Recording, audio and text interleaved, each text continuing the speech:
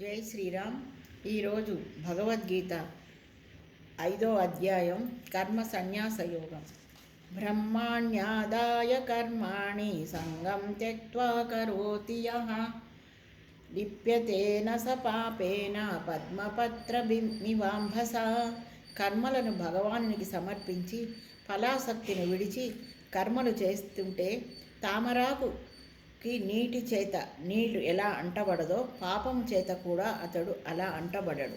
దీనికి కొంతమంది వితండవాదులు అంటే పరమాత్మను తలుచుకుంటూ పాపాలు చేయొచ్చా అంటారు.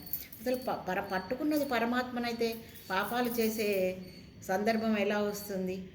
అది వితండవాదులు కొంతమంది అలా వాదిస్తుంటారు. ఇక ఈ రోజున నేను చెప్పబోయేది, పసిపిల్లవాడు స్తంభాన్ని పట్టుకొని గిరగిరా తిరుగుతూ ఉంటాడు. వాడికి తెలుసు ఏది పట్టుకుంటే నేను పడను అని. బయట చూసే వాళ్ళకి అయ్యో పడిపోతాడు అని అనిపిస్తుంది.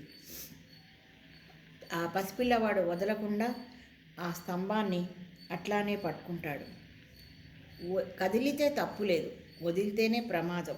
అట్లానే మన శరీరాన్ని సంసారానికి వదలాలి, మనస్సుని వాసుదేవుని వైపు మళ్ళించాలి, గృహంలో కాలు మోపాలి, హృదయంలో పరమాత్మని నిలపాలి.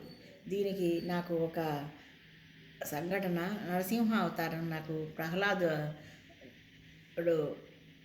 హిరణ్యకశిపుని వధ, ప్రహ్లాద చరిత్ర హిరణ్యకశిపుని వధలో అలా అనిపిస్తుంది.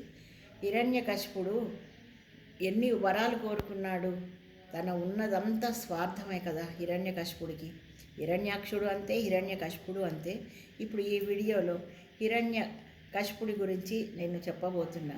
మన అహంకారం అలా మితిమీరిపోతే ఎన్ని కోరికలు అడిగాడు పరమాత్మని.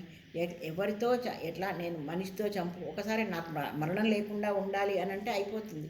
కానీ నాకు మనిషి చేత ఉండొద్దు, జంతువు చేత ఉండొద్దు, ఇంట్లో ఉండొద్దు, బయట ఉండొద్దు, సంధ్యల పగలు ఉండొద్దు, రాత్రి ఉండొద్దు, ఇన్ని రకాలుగా కోరాడు.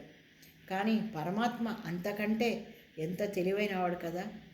ఆయన ఏం చేశాడు? హిరణ్యకశిపుణ్ణి లాక్కొచ్చి గడప మీద కూర్చొని తన హిరణ్యకశిపుడి యొక్క ఉదరాన్ని చీల్చి సంహరించాడు. అంటే దాని అర్థం అది సంధ్య వేళలో, అంటే పగలు కాదు, రాత్రి కాదు, నరుడు కాదు, జంతువు కాదు. అయితే ఆయన గడప అంటే ఏంటో అంతరార్థం తెలుసా? మన శరీరానికి గడప అంటే నోరు. ఈ నోటి మీద సదా మనం భగవన్నామాన్ని పలుకుతూ ఉంటే కామక్రోధాలు మనం లోపలికి ప్రవేశించవు, ఈర్ష్యాసూయలు ఉండవు. అందుకని మనం సదా భగవన్నామాన్ని భగవంతుని మనసులో నిలుపుకొని మన పెదవుల మీద, మన శరీరానికి ఉన్న నవరంధ్రాలలో నోరు చాలా భయంకరమైంది కదా, అది ఉపయోగించుకునే వాళ్ళ దాన్ని బట్టి ఉంటుంది. ఆ నోటి మీద సదా మీరు భగవన్నామాన్ని తలుచుకోండి. మనకి హిరణ్యకశిపుడు అనే అహంకారం మనలోకి ప్రవేశించదు.